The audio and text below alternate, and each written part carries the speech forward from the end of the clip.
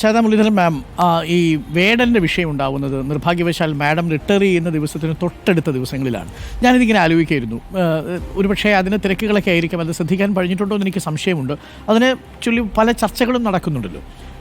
മാമിനൊരു അപ്പം ആ വിഷയത്തിൽ ഇപ്പോൾ ഇൻഡിപെൻഡൻ്റ് ആയിട്ട് മാഡത്തിന് അതിനകത്തൊരു നിലപാടെടുത്ത് പറയാൻ പറ്റും. ഇപ്പോൾ ചീഫ് സെക്രട്ടറി അല്ല, ഒരു പഴയ അയ്യപ്പ പണിക്കർ സാറിൻ്റെ ക്ലാസ്സിലിരുന്ന് കവിതകൾ പഠിക്കുന്ന ഒരു പൊയറ്റിക് മൈൻഡുള്ള നിലപാടുകളുള്ള ഒരു ശാരദാ മുരളീധരനുണ്ട്. എല്ലാ കാലത്തും അത് ശാരദാ മുരളീധരൻ പ്രകടിപ്പിച്ചിട്ടുണ്ട്.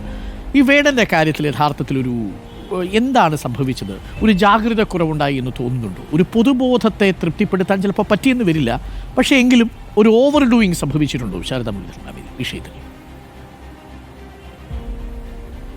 അതിനെക്കുറിച്ച് ഞാൻ പ്രതികരിക്കാൻ റെഡിയല്ല.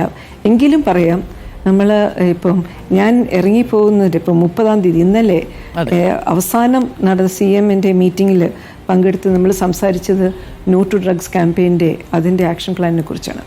അപ്പോൾ അതിൻ്റെ അകത്തും എടുത്തിരുന്ന ഒരു നിലപാട് അത് വളരെ വ്യക്തമായിട്ട് പറഞ്ഞിട്ടുണ്ടായിരുന്നു.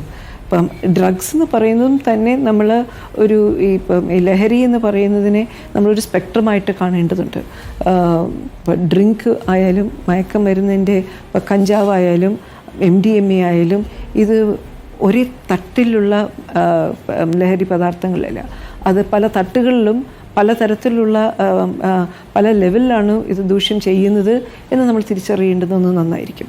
2, ഇതിനകത്ത് അടിമപ്പെട്ടു പോകുന്നവർ അവരെ വില്ലന്മാരായിട്ടല്ല നമ്മൾ കാണുന്നത്, അവർ വിക്ടിംസായിട്ടാണ്.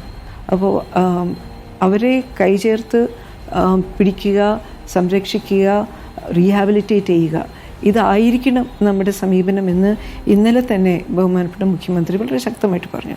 അതിനോട് ഞാൻ പൂർണ്ണമായിട്ട് യോജിക്കുകയും ചെയ്യും.